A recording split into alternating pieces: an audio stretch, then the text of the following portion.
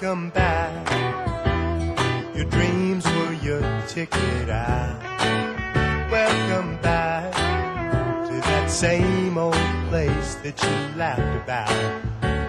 Well, the names have all changed since you hung around, but those dreams have remained and they've turned around. Who'd have thought they'd lead you? Who'd have thought they'd lead you? Back here where we need you. Welcome to the corner. I'm your host and resident voice, Anthony Cruz, and we welcome you to part 3 of this very bloated podcast. We're in the third hour, and what can I say? We're talking about it all. We're right in the middle of a topic, and we're picking up right where it left off. So listen in and enjoy. They're gonna make another, since the Divergent series, especially with the last movie, didn't do that well. They didn't do what they wanted it to do. They're making a TV version of the movie. Yeah. What's gonna happen is that they're still gonna commit to the series. They want to finish it. They're gonna do a movie with all the same actors, all the same people, but instead of releasing it in theaters, they're gonna release it on TV. And on TV, they haven't signed all the actors yet. They want the actors to come back, but they're not committed yet. But in a small screen, they can actually make up for those losses they probably would have had on the movie theater on the small screen. And they can bridge that gap into a TV series.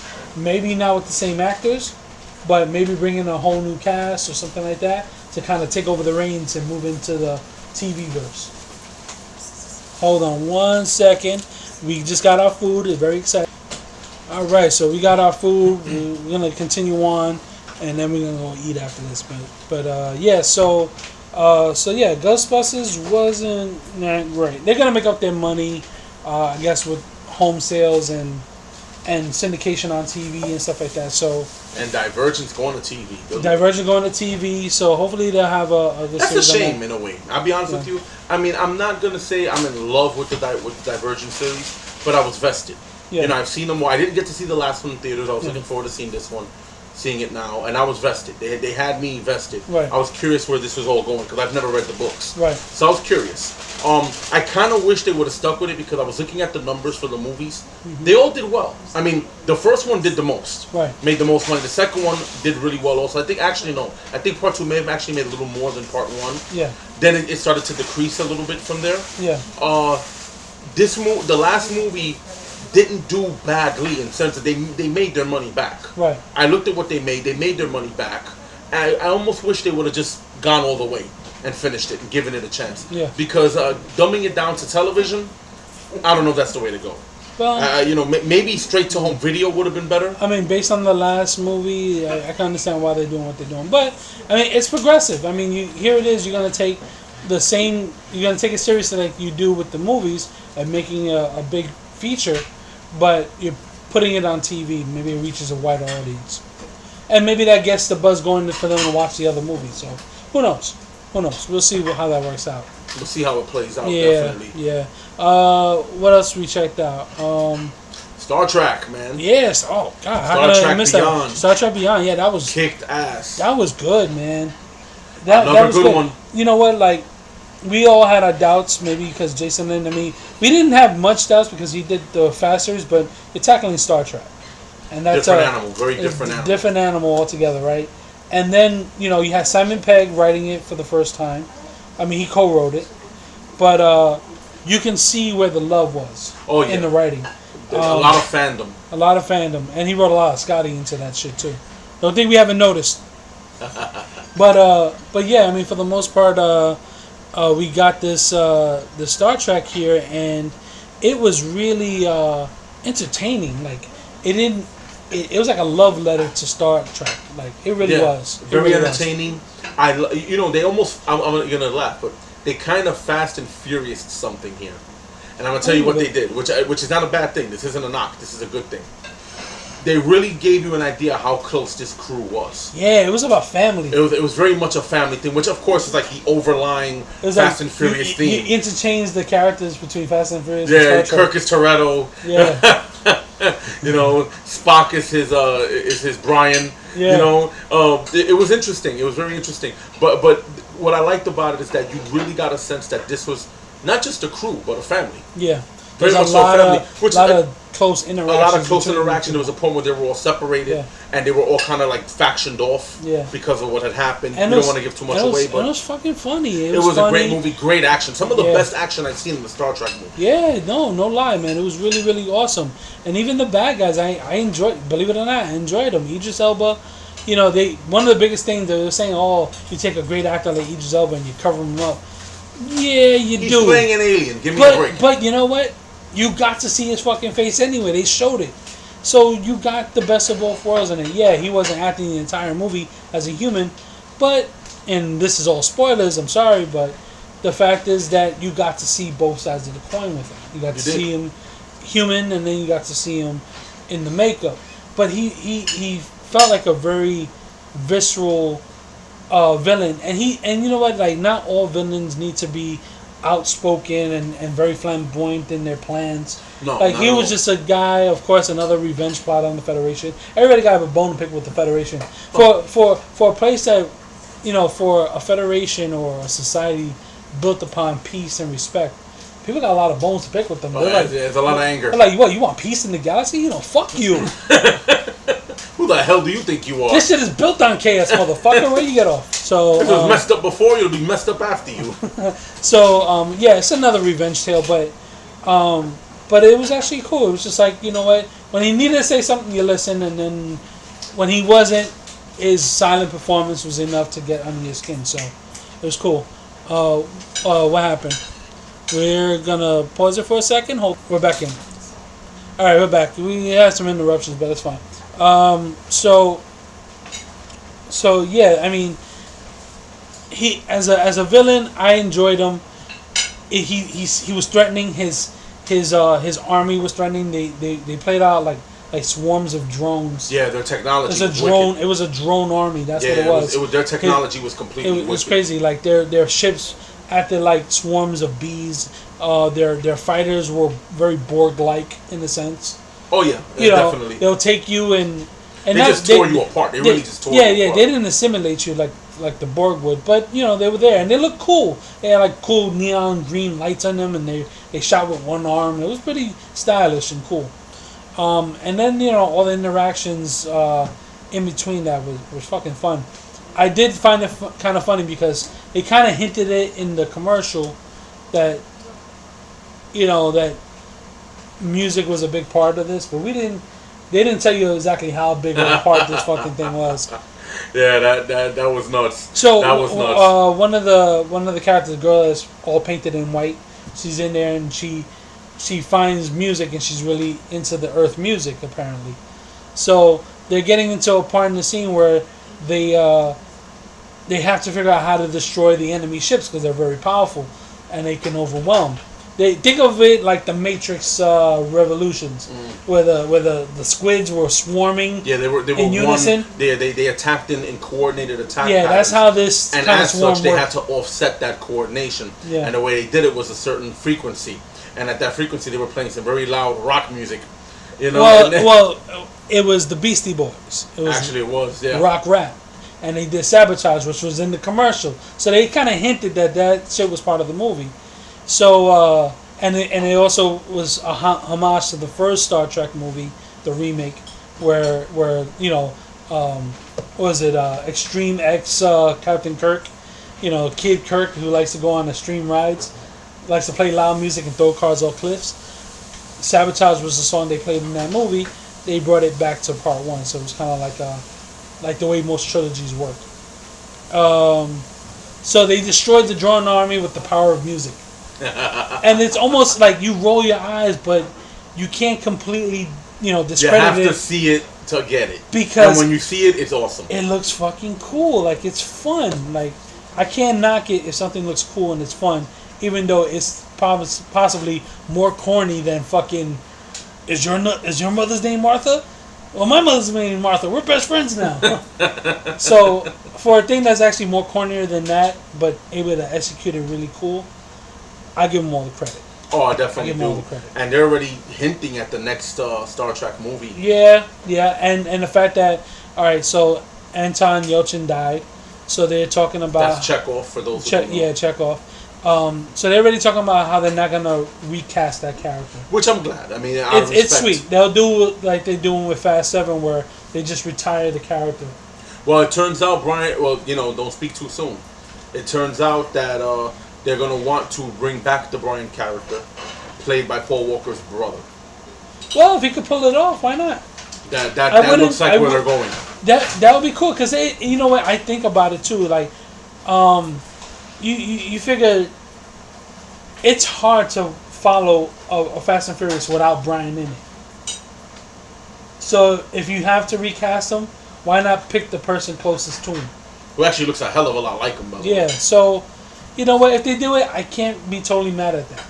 Yeah, I'll be honest with you. I'm just at a point with Fast now that they made a bunch of movies. I've enjoyed their movies. Yeah, again, I leave your brain at home movies. Yeah. But I enjoy them for what they are. They're really entertaining. Very true. And I thought Part 7 was a great ending.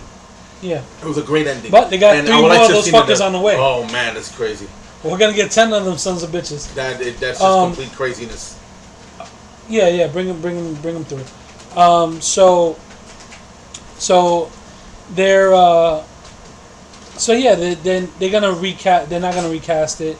I guess they'll do like they do in most Star Treks. They moved on and start, I guess, becoming a captain of their own ships and stuff like that. Maybe they'll have some kind of storyline. Maybe they'll put it that Chekhov got a higher position in another ship. It's not uncommon in that series. Or maybe, who knows? We don't know what the story is. Because Sulu at some point becomes a captain within himself. Yeah, he does. Yeah, so but that happens way further in his career. Yeah. Speaking of interesting thing about Sulu, before we get to that really quickly, but as far as Chekhov goes, we don't know what the story for the next one's going to be. Right. Maybe they might incorporate in the story that something bad happened to Chekhov. Right. Could be. Yeah. For Sulu, though, it's interesting because they made the character Sulu openly gay. That came out. And it wasn't something he said. It was just they show him early in the movie. They show him with a picture looking at a little girl. Mm-hmm. You assume to be his daughter. Yeah. When the Enterprise docks, there's someone waiting for him, and it's the girl and a man. Yeah. And they show him walk away with the man arm in arm. Yeah. Which is a homage to George Takei, because the actor who played the original Sulu is gay. Yeah, George Takei. But see, all right. So here's the thing about that: they did it, and it kind of, I don't know, I'm not say backfired, but George Takei was actually opposed to it. Really? Yeah. Yeah. In the original series, he did not favor that subplot. You know what I'm saying? Because, And his reason, I'm not going to chop it up by saying that I know exactly what he said. But it was more on the lines, it was like, that's a little on the nose, don't you think? Like, did it really need to be that? Like, there was no reason or rhyme for it to be mentioned. You know what I'm saying? Much of his career as playing Sulu back in the day, he had to cover up the fact that he was gay.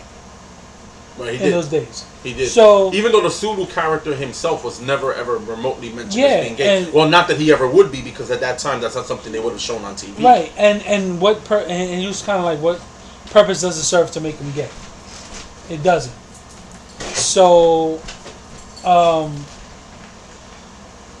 so when I'm a little out of loss for words at that moment, but. Just the fact that it didn't go over too well with the person that it was based upon. So that was actually kind of interesting. And then they also got Chris Hemsworth to come back as Kirk's pops. Which is now, is he coming back in a flashback, or is there going to be some overlying story arc? Like another time skipping story, or maybe that he didn't die in that at all. I mean, who knows? Yeah, who knows? I would like to see where that goes. I'm curious. I'm curious. George Kirk, man. Let's see. I'm curious. So let's go see that. Go. Let's talk about Bourne real quick. I went to go see Bourne. Thank you very kindly. We're getting served food while we're doing this podcast. And I don't know how this is going to work, man, but we had a lot to cover. So we went kind of long on this one. But, so we talk about the Bourne series. The new movie Jason Bourne came out. I had a chance to go see it.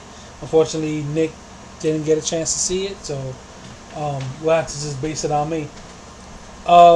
Where I like the Bourne movies, this is the weakest one of the Matt Damon Bournes.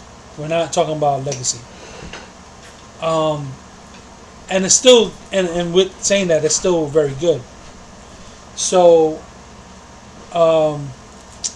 what's the best way to describe it? This movie is a walking ass movie. There's a lot of goddamn walking in this movie. Walking to get, anywhere on time. Like they're walking fast to get up the stairs. Walking fast to get across the street. Walking fast to get to the roof. Walking fast to get to the car. Then drive. Then get out and walk some more. Like there was just a lot of goddamn walking and a lot of screen watching. It's like 2 hours of people looking at the screen and walking. And did you get that staple scene in every Bourne movie where the guy on screen says, "Oh my God, it's Jason Bourne"? All right, don't get me fucking started on that. So this is some bullshit.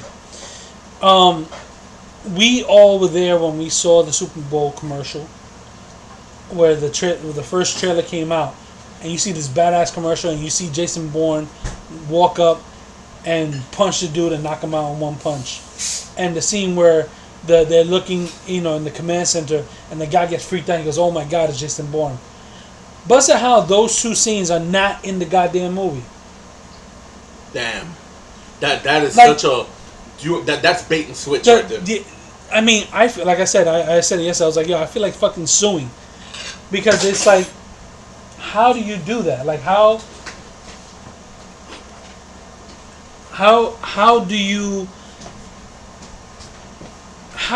do that to the public? The thing that very sold the movie through the trailer is not in the movie. Like they showed the knockout punch, but completely reshot from a different angle that blows. Like it was shot from behind him, and then you see him throw the arm and the guy fall on the ground, but you barely saw it. It had no impact. Where when you watch in the trailer, it's an upfront shot, nice distance, so you can see both people on the camera at once, and he throws that punch. It looks visceral, and the guy goes down. Not in the goddamn movie. And then the scene where, they're following. That's bait and switch, man. Yeah, and the scene where they're following Julia Stiles' character through the riot, and then they see her, and then they focus next to the guy next to her, and it's Jason Bourne.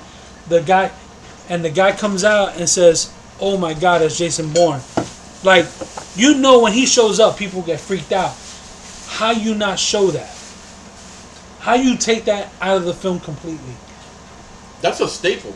That's almost like in Star Wars when they say, I have a bad feeling. I have a bad feeling about this. Yeah. You expect that in almost every Star Wars movie. Yeah. So the fact that wasn't in there, I just felt like I got cheated. Like severely cheated out of some real moments. I hope that somebody cuts the movie with those scenes in it. You know what I'm saying? And I would like to see maybe a director cut where they add those scenes back in, because it really did the movie a disservice. But you know what's funny? And other movies have been known to do that. They've done that before. Oh, absolutely. But it's always been scenes that really didn't matter. You know what I'm saying? Like, oh, they filmed that differently, but then you don't see it in this one, and it's noticeable. So that was a big fail. That kind of, and since it happened so early in the movie, those two scenes, like it kind of put a sour note on the rest of the movie. So I'm hoping that they figure out a way to fix that. The one movie I remember them doing that in, I guess it's not a big deal, but X-Men, the first one. With what scene? Okay, there was a scene in the commercials that I remember when Cyclops is talking to Professor X and he says, "This guy won't take orders," and then Professor X tells him, "Then give him an order worth following." Right? Now, that wasn't in the movie, and long story short, that's not, I guess, such a big deal. But I thought that was important, seeing as how they made the X-Men movie so very much about Wolverine. Right. So those little tidbits give you a hint as to who Wolverine is. Right. Those tidbits gives it to you. It gives it to you a hint. Now, I remember a commercial for Wolverine Origins. I'm sorry, no, not Wolverine Origins. The Wolverine, the one we used in Japan. Oh, right. And there was a commercial there for him having a badass fight scene. when the ninjas showed up in that Japanese town. Oh, right. That scene never happened.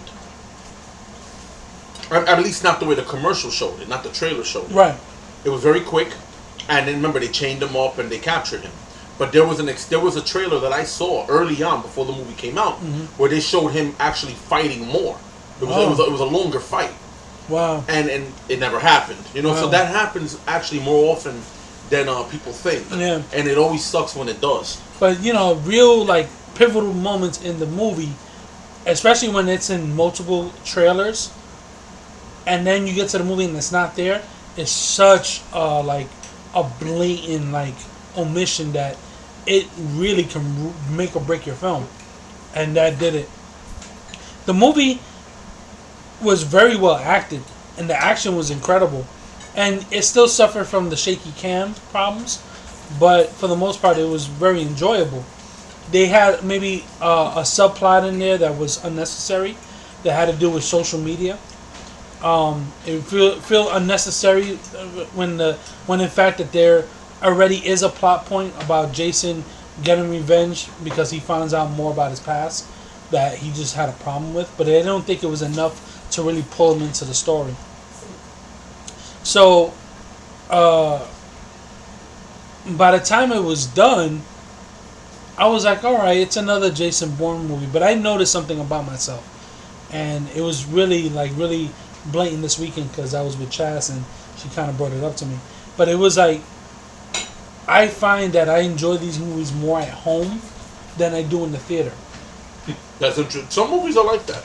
Like I could sit there and watch the Bourne trilogy, all of them, and enjoy them at home, and that's where I fell in love with them. Like I remember seeing a lot of them, all of them in theaters, in fact, and I remember liking them. But I don't remember going like, oh my god, this is the greatest thing ever. I remember liking them when I got home. When I finally saw them on home video. I don't know, something about being at home and they're just so reliable movies. Such a reliable movie. So I'm hoping that that's the case with this movie. That I'll watch it again when it hits home video. And I'll be just as engaged as I was the first three. So I might have to come back and do another review on it. Because I'm not totally writing this one off yet. Okay. So, no, I agree that there is definitely some movies that it's not until you see them again when you learn to appreciate them. Yeah. There are some movies that are very much like that. Yeah. Definitely. I was actually mad, though, when the movie ended, and the fact that I had to get up and walk after I just finished watching these fuckers walk for 2 hours in this movie. I felt like, I was like, god damn, I gotta do walking now that the fucking, like, I was exhausted. I was tired. I didn't want to walk. I just seen them walk for 2 hours. So, so that was really interesting. That was good. Let's see. We got to talk about UFC. UFC 201. UFC 201. Again, congratulations is in order. And another underdog has beaten the champion. Yeah. Even though to me this isn't as big an upset. This isn't a Michael Bisping, Luke Rockhold upset. This isn't a Holly Holm Ronda Rousey upset, or even a Conor McGregor upset. And I call it an upset because if you look at how undefeated, if you look at at the time undefeated Jose Aldo, undefeated in the UFC rather, undefeated Jose Aldo when he was the featherweight champion, when he was fighting Conor McGregor, I don't think anybody really thought McGregor was going to really beat Aldo the way he did. Beat him in 13 seconds that first time. True that. Nobody saw that coming. But so I don't consider this to be as big of an upset as those. Tyron Woodley is young. Well, and again, before I get into that, congratulations to Tyron Woodley for becoming the new welterweight champion by knocking out a very dangerous, vicious Robbie Lawler in the first round. That was some shit. Yeah, that was a shot. That was a shot. I'll tell you guys. I'll give you pretty much a play-by-play of the fight right now. Beginning, feeling out process. They were circling each other. Usual thing, judging range, judging distance, judging timing. Some feints were thrown. Maybe a couple of jabs, couple of front kicks from Robbie Lawler. I think his game plan was really to work that front kick to the body. That seemed like something he really wanted to do. He threw that on several occasions. He threw that front kick to the body.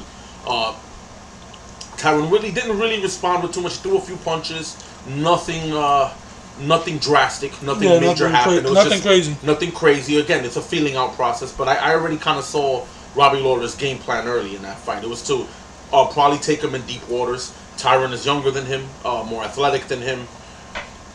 He probably figured, okay, let me soften this guy up a little bit, take him into deep waters, because Robbie Lawler just thrives in the deep waters, or at least he has over the course of his last 6 fights. He thrives in those championship rounds, and I think that was kind of his intent, was to take it there.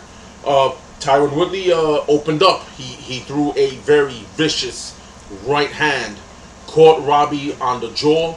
Robbie went down, and which saying a lot because Robbie has a chin. He's tough. We've seen him take some big shots. That was the part that really astounded me about that fight, because now the punch, I'm sure, had a shit ton of power in it.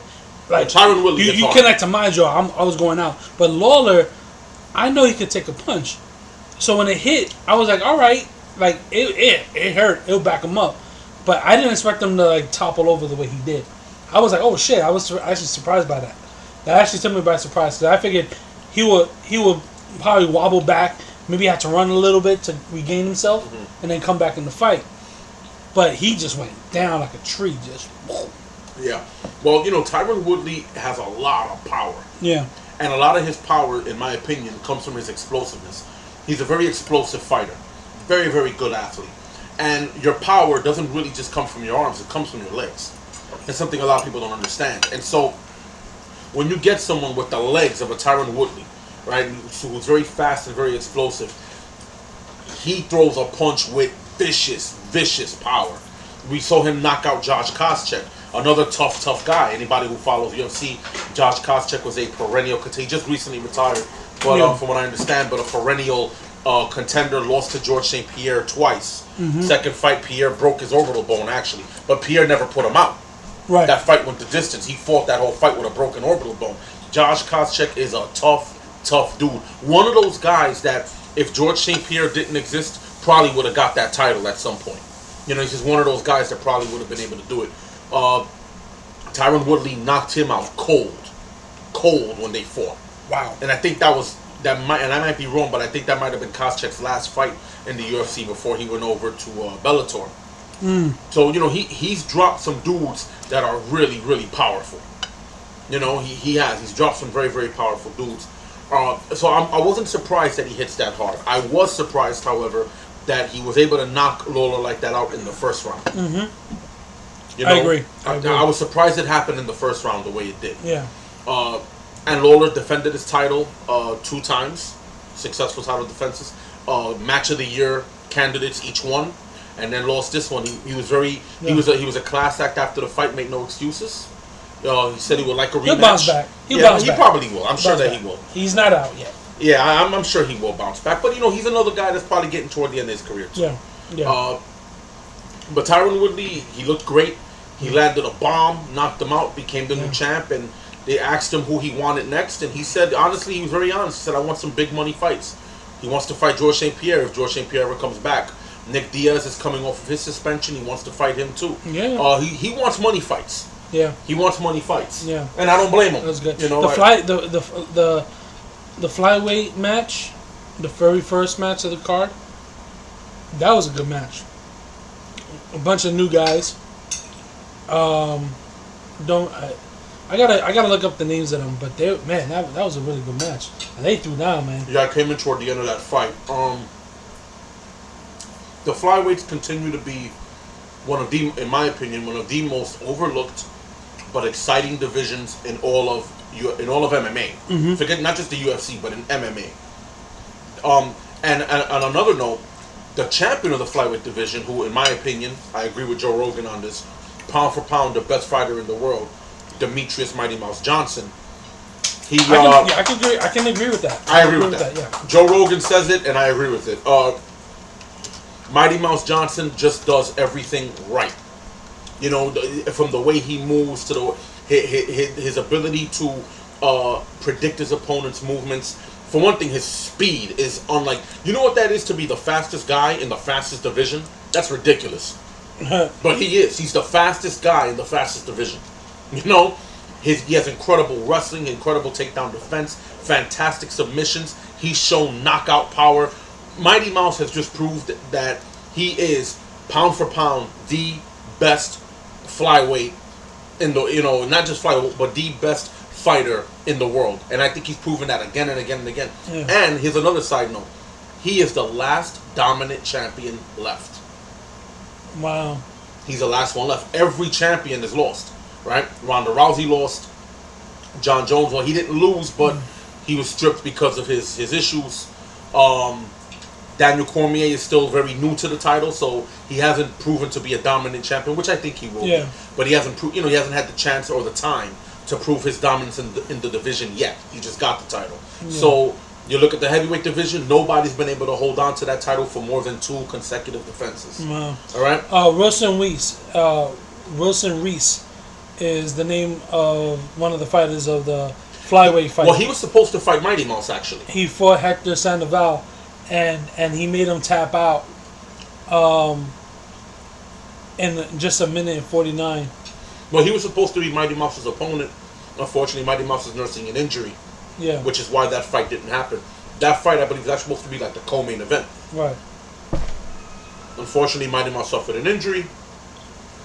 Wilson Reese had a last-minute replacement, and he destroyed him. Yep. Yeah, that was good. I enjoyed that card last night. It was a good card. It was a solid card, better than a lot of people thought it would be. The next, another good fight, Rosa Namajunas. Oh, the women's fight. She lost her. Unfortunately, she lost her fight against, and I'm going to butcher this woman's name. Unfortunately, another, I think, Western European. Show me that name there. What was it? The Ryan Benoit versus Freddie Serrano. Oh, that good was a war. Fucking match. That was a war. That was also a flyweight. That was a good fucking match. I tell you, the flyweights are the most overlooked but exciting divisions in MMA. They're completely overlooked. A lot of times people don't give those guys the credit because they're small. This is the match. This is the undercard match that you missed, which was fucking awesome. Jorge Masvidal versus Ross Pearson.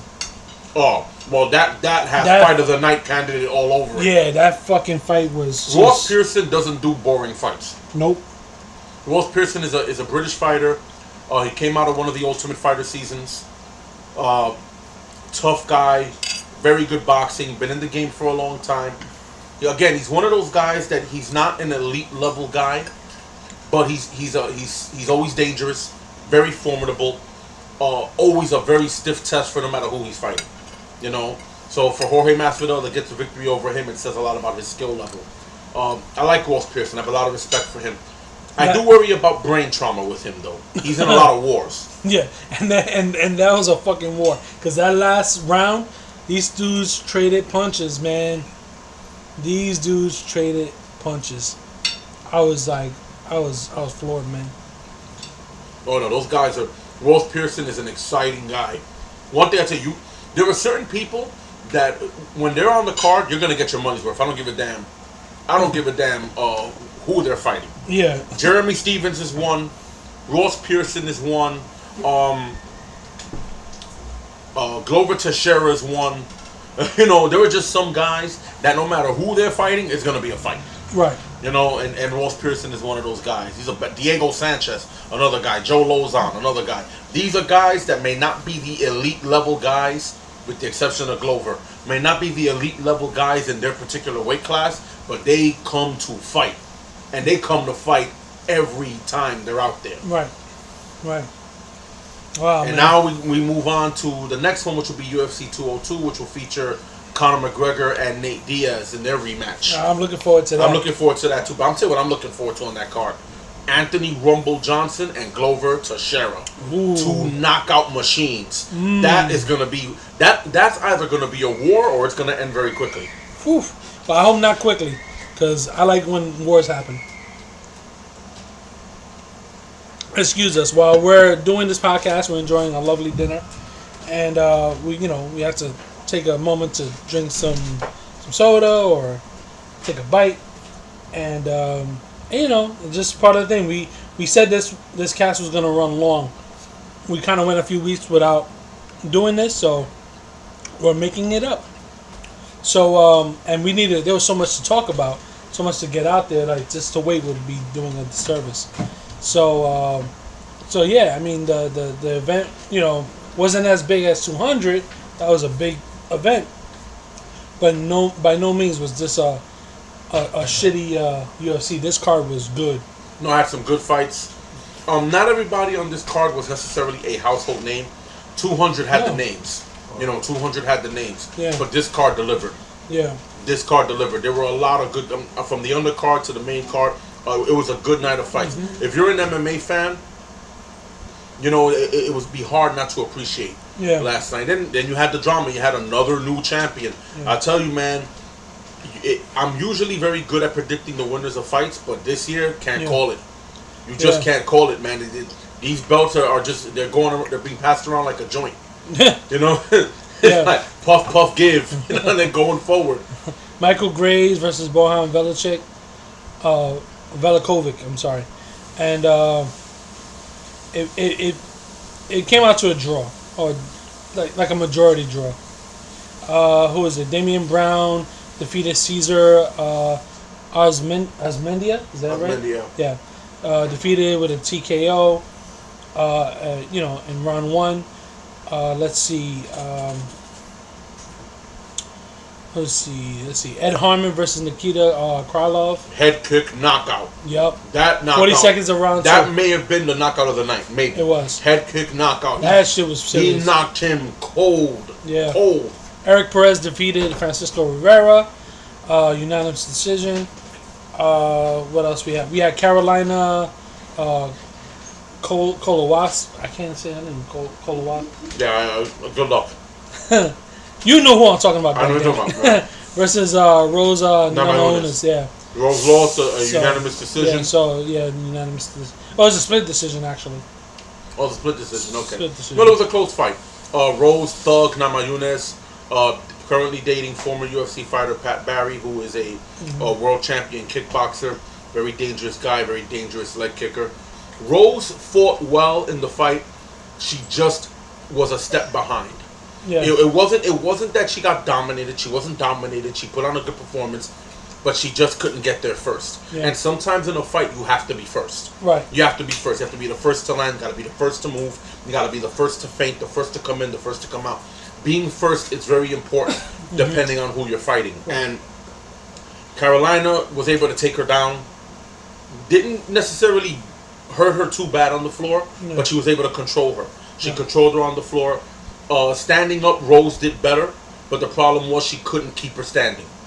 She couldn't keep her standing, and she couldn't get a decisive edge on her standing either. Yeah. So if you're a judge, it can go either way. Right. Then you take it to the fact that she got taken down, they're going to give it to Carolina, naturally. So it was just one of those fights where she was just a step behind.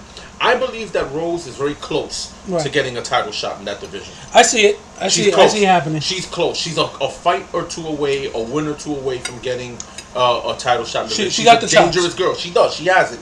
It just wasn't her night. And then that happens in fighting. Sometimes it's not your night. Right. And I think in her case, it's just what it was. Wow. I would like to see her, though, work on her takedown defense. If there's one major weakness that I see with Rose is she doesn't react well defensively to being taken down. That's if there's one major hole in her game, I'd say that. She doesn't react well. That was the fight between Masvidal and Ross Pearson. It was like Pearson had the strikes, Masvidal had the takedowns. Like it was clear as day. It was clear as day. What was good about Pearson was that he was able to land on his fucking feet. Well, Pearson is not a great wrestler per se, but he's very good at... He's agile. He's agile. He's also very good at defending takedowns, but he's also good at getting up. Yeah. Which is let me tell you, that's a skill. Yeah. Getting out from under there and getting to your feet is a separate skill. And I think that's the part where Rose needs some work. Yeah. And if there's any one hole in her game, it's that. I would also like to see her utilize her kicks more. She has some good kicks when she throws them. She's tentative. And I understand that when you're being taken down, you don't want to give your opponent the leg, especially if they're prone to taking you down. But there's ways of masking that. Right. You mask it with punches. You mask it with feints. You know, there's ways of masking that. Right. You know, and I think she needs to learn to mix it up a little more. Right. But the talent is there. You know, I see championship talent in Rose. Yeah. So we'll see where this goes from here. And then then the last one was Jake Ellenberger defeated Matt Brown. Badly. TKO. What a knockout. Minute 46 in round 1. Mm-hmm. That was pretty beast right there. Which is a big surprise because anybody who follows Matt Brown's career knows that for Matt Brown, the fight doesn't start until he's hurt. That man gets hurt and then the fight starts. And let me tell you, Matt Brown went the distance with Robbie Lawler. Okay? Right. Now Robbie Lawler, as everyone, the former champ, very dangerous striker. Very, very dangerous striker. So with tons of knockout power. Mm-hmm. And he wasn't able to knock Matt Brown out. So the fact that a Jake Ellenberger, who has been losing, he's lost I think 5 of his last 6 fights. You know, let me tell you, he was actually cut from the UFC prior to this fight. Really? They threw him out because they were going to cut him. They were going to cut him from the roster because, you know, every so often you'll see they go through their roster, the people on the losing end, they've lost too many fights in a row, they tend to get cut. Jake Ellenberger was going to get cut. He begged Dana White, please don't cut me. Give me one more chance. I promise you, I'll deliver. And they gave him one more chance, and he knocked out Matt Brown, who is one bad dude. Let me tell you, Matt Brown is tough son of a bitch, you know? You know, incentive is a good motivator. You ain't lying. Your job on the line, yeah, it means something. But I tell you, man, Matt Brown is it's nice to see Jake Ellenberger. Jake Ellenberger is one of those guys that I think his problems are mental. I don't know what it is that's stopping him.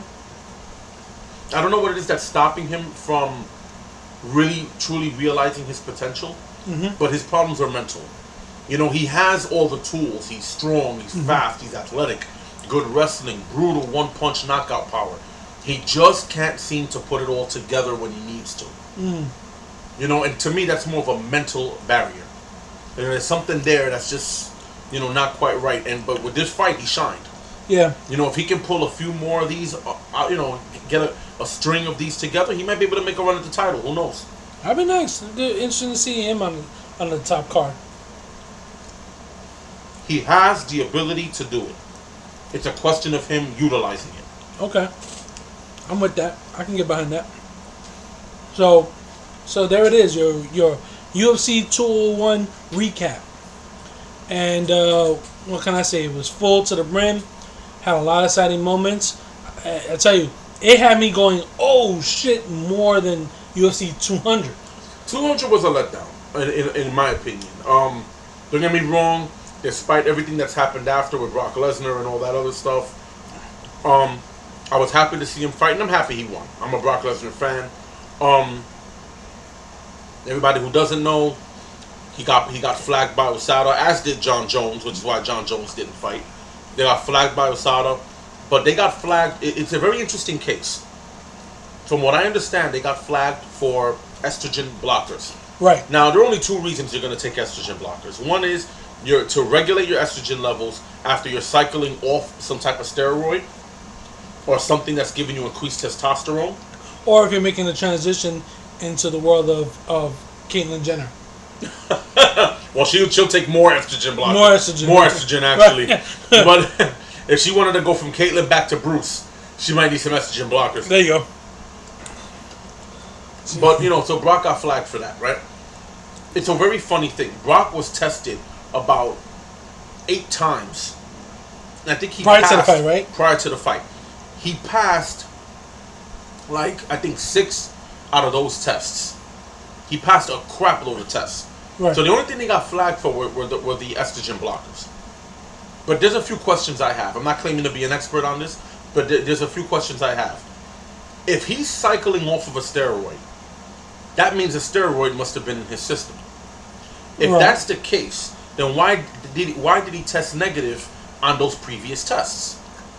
Good point. That doesn't make sense to me. There's something, I don't know, there's something weird going on here. And let me tell you, there have been some cases, and I'm not against USADA. I'm all for the UFC trying to clean up their sport, making sure that everybody's fighting on an equal playing field.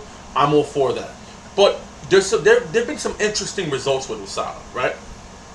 For example, Tim Means. Tim Means got flagged by USADA. Turned out Tim Means brought USADA everything that he was taking, every vitamin, every supplement, everything. They tested it. They found a little bit of steroids in that supplement, meaning he took a tainted supplement and didn't know it. Okay. Now, granted, on the label of any supplement, it'll tell you what's in there. But they do throw extra things in there that are not on those labels. Why? Because the people making this stuff, they want it to work. Right. They wanted to make sure that you take it, you feel like $1 million, and you come back and take it again. Not to mention secret ingredient. You know, like when you're making your favorite food or something like that, and you're selling it, you don't let out what the secret ingredient is. You know, you leave one thing out. You know, not that it's hidden, because if it's sequestered, you can actually bring up that information. But for the most part, they don't want people duplicating their formula. So things are omitted from the label, especially if they're in very minute quantities. Right, exactly. But depending on what they're testing for, they may get caught. Like, and here's another interesting issue too. Tim Means isn't the only guy to get caught like that, right? Now, Lyoto Machida. Oh yeah. A guy who we know, at least anybody who's ever followed Machida's career, I highly doubt that Machida's ever been a heavy steroid user. There are certain patterns that heavy steroid users have. You want proof? Look at Alistair Overeem, who looked like a damn superhero for most of his career. Who came from being a light heavyweight, because I remember when he got knocked out by Chuck Liddell, went up to being heavyweight and looked like He-Man. Okay? Huge. The nickname is actually called Uberine. That's what they call him. When the juiced up Alistair Overeem, the nickname is Uberine. Okay? That's what they call him. Then you have a guy like Vitor Belfort. Another dude who was obviously juicing for many, many years and been caught multiple times. There are certain things in a person's body that you can tell when they're on a substance. Machida exhibits none of those signs. Nor is Machida a guy who comes in there and just takes people's heads off. He wins on technique, on speed, and on movement. That's how Machida wins his fights. That's how he's always won his fights. He got flagged for something by USADA back when USADA first came into the UFC. But the thing he got popped for wasn't a performance enhancer. It was something else. Oh. Right? It was something else that they said could be used in a performance enhancer, but not necessarily a performance enhancer in and of itself. Wow. Okay. So it's you know, this thing with USADA is an interesting thing. I don't know if maybe they need to, you know, check what it is they're screening for, or refine what their search. Constitutes you know, a performance enhancement. Yeah, like what level of something. Like, for example, if I have asthma and I take an asthma puff, which we all know steroids are in asthma pumps, but they're not in there to such a degree that it's going to be considered a performance enhancer. But if I take that asthma pump and use it, am I going to get flagged? If I am, then that's ridiculous, because I shouldn't get flagged for an asthma pump. Yeah. So you need to breathe. Yeah, I think they need to establish what the whole point of fighting. The whole pointing is to breathe, and I need to breathe in life. Forget just fighting. So, you know, at what point do you look at this and say, okay, maybe these tests are a little too sensitive? Probably. Maybe they need to dial back what they're looking for, or maybe there's a certain amount of steroids that can be labeled performance enhancer. There's a certain amount. It's not like, okay, I took, you know, there's a lot of medications that have steroids in it. There's tons. Those are hardly performance enhancers. True. So maybe they need to look at the amount of steroids they're testing for, the levels that they're testing for, before it can, you know, go into that performance enhancing realm. I'm not sure, but there's a lot of they've gotten a lot of very weird results. Now, some guys they've caught. Some guys they've caught. Like Chad Mendes got caught for a human growth hormone, which is clearly a performance enhancer. Yeah. Chad Mendes got caught. And he made up some cockamamie story about how it was in a lotion he was putting on his skin for psoriasis. I have never heard anything like that before. That's fucking creative. That's some creative shit. I would have given him a pass just for that alone. You know, he should have got a pass for that alone. Oh, really? Where did he find that at? I gotta get some of that. He should have got a pass for that alone. That was crazy. His excuse was that he got, and Chad, for those who don't know, Chad Mendes is a featherweight, has been in the top 5 in the featherweight division for years. Yeah. He had he had one awesome fight with Jose Aldo. It was a fantastic fight of the year candidate. He's been in that top level now for quite a few years. Always on the cusp of becoming a champion. Very close. The guy claims that, you know, what he got caught for. He claims that what he got caught for was human growth hormone that was unknowingly part of a cream he used to treat psoriasis. Jesus Christ. I have never heard of any I would have given cream. the fucking pass on that alone. He probably should have. It was like, you know what? Fuck it, you win this time. That's insanity. Gracias. Thank you. But, yeah, man, what can I say? That's is true. your... Yeah. Yeah. I just heard that there was a time they wanted to take EDT away from athletes, which is something used to build muscle, build cardio. You know, let me tell you something. There's actually something. There's a substance, and I'm trying to remember, I gotta get the name of it. Look it up. But basically, the point of this substance, and it's not just one. There's different brands. It's oxygen. It opens up your cells and allows it to take more oxygen, so that way you can take in more oxygen. Your body uses it more efficiently. You can train harder. From what I understand, this isn't an illegal substance. It's as far as I know, it's not on any banned list. Right. Even though it's an over-the-counter supplement. This is something that someone can use too. The Brock Lesnar thing is a funny thing with me, and I'm gonna tell you why.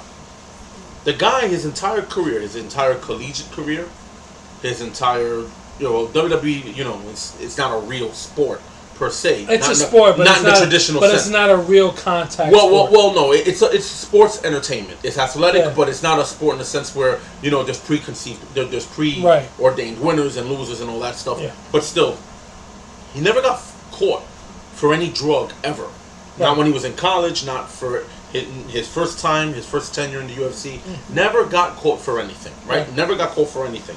Takes a bunch of tests, passes 6 but fails 2. Mm-hmm. I find that what that tells me is that it's a inconsistency with the testing. Maybe not so much the person. Now, John Jones, another guy. I don't think John Jones has ever been a juicer. I don't know. Again, another guy. You see it in his body. You see it in his body frame. Not a big, ripped cock. I mean, he's tall. He's a tall guy, but not someone who's ridiculously diesel. Another guy who wasn't just kicking and punching people's heads off. John Jones beats you with technique. With again, fluid movement, unorthodox attacks, that type of thing. Agreed. Another guy got caught all of a sudden for an estrogen blocker. Yeah. I don't know. There's just something. There's something strange going on here. Now, of course, everybody who John Jones ever beaten is saying, "Oh, the guy was cheating. Of course, he beat me." Let me tell you something right now. Let's get rid of a couple of preconceived notions here. Steroids are not going to take a bad fighter and make him a good fighter. That's not how that works. Nope. Steroids are not going to allow a baseball player who can't hit a ball to all of a sudden hit a 100-mile-per-hour fastball. Nope. This is not a role-playing game where you take a steroid, you have a 10% permanent stat boost. That's not what this is. This is not a video game. He ain't fucking wrong. This isn't a power-up. He didn't gain a new level, and all of a sudden his strength and durability all got enhanced. His power level's over 9,000. Yeah, no, this isn't Dragon Ball Z. This isn't a Senzu beam. Okay? This is not any of those things. So, I'm not for steroids. Don't get me wrong. I'm not for it. Oh, I'm totally for steroids. Of course you are. Yeah, I think every person should be doing the steroids. Look, you're entertaining. I'm giving you millions of my dollars. You know what? Entertain my eyes. You take all the goddamn steroids. I want to see heads flying off. I want to see roid rages. You fucking entertain my ass. I want you to knock that ball out of the stadium, off the planet, into the next solar system. You want it to hit an alien starcraft. That's right. And then they'll take it as a sign of war and come here and destroy us all. I want to see the whole defensive line get taken by one guy. You sick bastard. But no. But look, truth be told, I don't approve of performance enhancers. But at the same time, we need to be realistic about a few things here. Performance enhancers are not going to take your average Joe and turn him into George St. Pierre. Yeah, no. I'm talking about fighting skill-wise. Yes, you can get buff and ripped, but I'm talking about as far as your fighting ability. Mm-hmm. You're not going to become George St. Pierre just from taking steroids. And buffed and ripped doesn't necessarily mean strong either. No, it doesn't, because that's cosmetic. There's a different type of strength. But, I think there are certain misconceptions. There's weight training and then there's strength training. Yeah. There's a big difference. Yeah, I mean, you can lift light weights and get very, very defined. Mm-hmm. Of course, the heavyweights are different. So it's just a funny thing. The Brock Lesnar thing, the John Jones thing, there are some funny things with that. And I'm not sold yet. Everybody's jumping on the bandwagon saying, oh, John Jones is a cheater. Yeah. Brock Lesnar's a cheater. I get it. And maybe they are. Maybe they are. But I definitely find some inconsistencies here. Oh, without a doubt. With certain people who've been flagged by Osada. Mm-hmm. You know, there are certain things here that are just it's weird. You know. Right. Right. Well, you know, that's the way it is, man. What can I tell you? So hopefully, you know, Brock Lesnar comes out of it. Okay, I'll let you see him fight some more. And even John Jones, I mean, there should be no reason why he shouldn't fight. He's a fighter. He should fight. Well, they're gonna have their hearing, and then from then on, evidence is gonna get presented. I don't know what Brock's gonna do because Brock doesn't have to. He's not a full-time member of the UFC. He's not. So he just may, Right. screw you. I'm going back to pro wrestling. I'm one and done. I made $2 million out of this bitch. See you later. Right I don't care what you do. Besides, Brock Lesnar may do that. Besides, he got WrestleMania coming up, so You got SummerSlam coming up. He's facing Randy right. Orton. Right. SummerSlam. You know, Brock may just say, "I'm one and done. I don't care what the hell you do. Man. You can go screw yourselves." He's had a run in the UFC that he really doesn't need to prove. Like he's had what 8 fights now. Mm-hmm. You know what I'm saying? Like, and most of those are wins. So you know what? He's proved himself. He just may say, "Screw it." I don't know. I don't know what Brock is going to do. Knowing Brock though, he might want to fight it just for his reputation. Yeah, of course. You know, John Jones, I know, is definitely going to want to fight it because this is how he makes his living. Yeah. You know, and he's losing millions of dollars by not fighting. Yeah. And if he gets suspended for 2 years, the 2-year suspension that is customary for people who it could be career ending. It could be career. He may come back and fight after that because he's still a young guy. But will he be the same? I don't know. And the amount of money he's going to lose is insane. It's an insane amount. It's millions of dollars he's going to lose. So, you know, he's going to fight this tooth and nail if he can. If he's innocent. If he's not, then he's not. And he has to, you know, take the consequences of his actions. Yeah. It's interesting to see where this is going to go. Yeah, we'll have to see. So there it is, people. Your UFC recap. We talked about it all, man. This was a journey. A 3-hour journey. Yes, we were on for 3 hours. And we talked about Comic-Con. We talked about movies. And the only thing we didn't talk about was games, music, food. No, we talked about food. We were eating while we talked. All right, I just had rice, beans, and chicken. It was fantastic. There you go. There's your food recap. There's your food recap. Greedy fucks. How much more do you want? Oh, that's right, aguacate. I can't forget the aguacate. Yeah, oh, totally. For you hipsters out there who don't know what I'm talking about, avocado. Okay, it's avocado. All right, for you, it's, you know, for you damn hipsters. I don't like y'all, by the way. Just want this to know, I don't like hipsters. You all suck, and you need to bathe. Just saying. Play with your hacky sack. And for the love of God, would you stop riding your bikes in the street when I'm in the car? Because when I hit you, you're gonna want to sue me. All right, so just get off the ride your bike in the park. Get your damn bike and ride it in the park. Are you okay? No, I'm not. See, kind of personal over here. Yeah, they irk me. I don't like their beards. I don't like their hats. I don't like their tight ass pants or their Converse. Or the hacky sacks. Or their little hacking sacks. I want to shove it down their throats. Actually, I want to see them shit a hacking sack. That's what I want to see. Oh God, no. He's getting very emotional here. And the next hipster that nearly hits me with his bike is gonna have his pedal rammed up his ass. No man, this is very visceral right now. You think all the talk about fighting would have calmed that down, but no, he's revved up. Yeah, no, hell no. Tired of getting hit by these damn hipsters and their stupid little bikes, their little city bikes. Oh man, so that's it, folks. I mean, what can we say? We talked a lot. In fact, our poor friends and loved ones here must be like sick of us hearing our voices. And Chaz. And that's it. I mean, look, there's always more news, always new events, new things to talk about. So we'll be back soon, and we're back, man. Don't forget about us. So from the corner, I'm Anthony Cruz. Hipster hating Nick Portela. That's right. And we'll see you next time on the corner. Peace. Peace.